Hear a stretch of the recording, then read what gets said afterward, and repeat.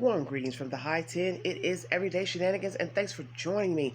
It is Wednesday, Hump Day, January 15th, 2020. I want to bring you a story a friend mentioned to me earlier, and I thought I'd do a little research, and the said information is brought to you by KIRO 7 News. 1-month-old dies. Siblings found with bugs crawling from ears. Parents face charges.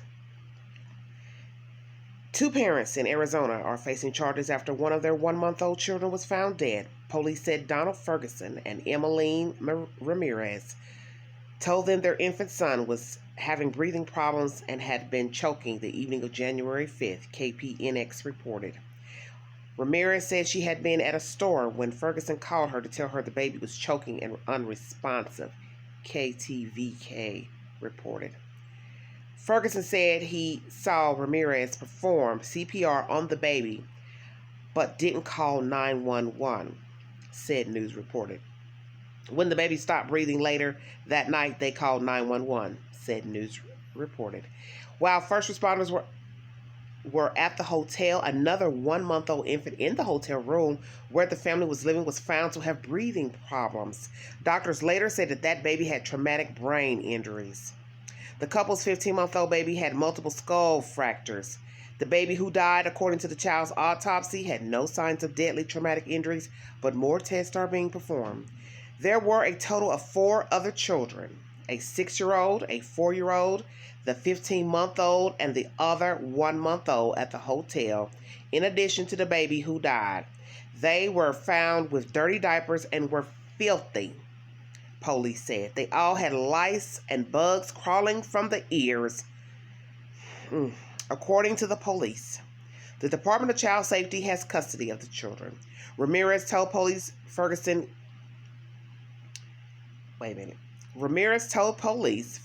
gets angry and violent, and one of the children told the authorities their father threw the baby who died on the ground.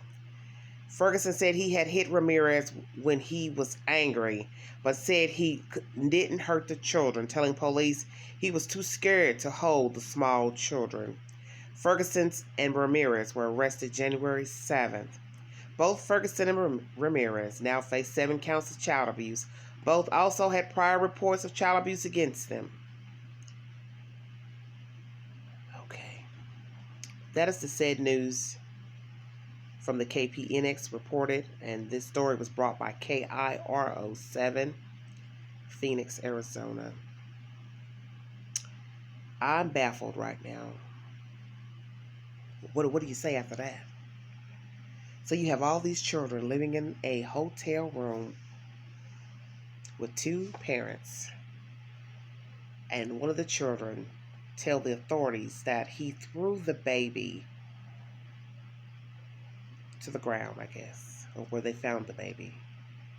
And one of the children had brain injuries. I am baffled at this point. I want to make sure. Yes, the couple's 15-month-old had multiple skull fractures, and the 1-month-old was found dead. And then the other children had lice coming out of their ears, bugs coming out of their ears, and had lice. I just want to make sure I'm repeating this correctly.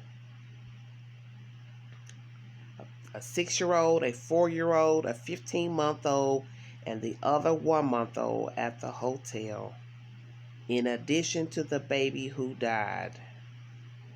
So I'm quite confused.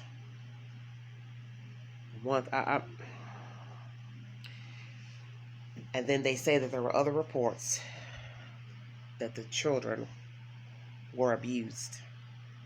And you see, this is what I'm saying. That even when some people say something,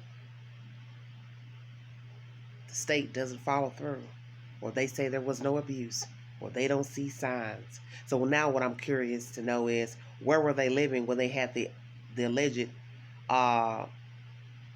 reports of abuse of their children? Were they living in a hotel as well, or were they living in a house, apartment, or trailer? What? This is a terrible story. An absolute terrible story of young people with children, and they're not treating their children properly. And she has this man living in her house, and I don't know if he's the father of all her children, but the fact that he would throw a baby down, because one of the children said that that's what he did. He threw the baby down. And then there's another 15-month-old, it's just a little over a year old child with skull fractures. So that means you were beating that child as well. So to say you were scared to hold the small children, well, we know, that's a joke. Because how do you have a 1-month-old that's dead and a 15-month-old with skull fractures? Oh, you may not have wanted to hold the children. You may have been afraid to hold the kids. But you sure as hell didn't have a problem with beating their damn head in. I'm sick to my stomach right now. And it's to the point where I don't know if I can keep telling these stories because this is ridiculous to me. This is utterly ridiculous. And what I have to ask myself is, what in the hell was she doing living in a hotel with her children? And why she didn't have aid or some type of housing? Because I know that most states will give housing to a mother, father with custody of their children.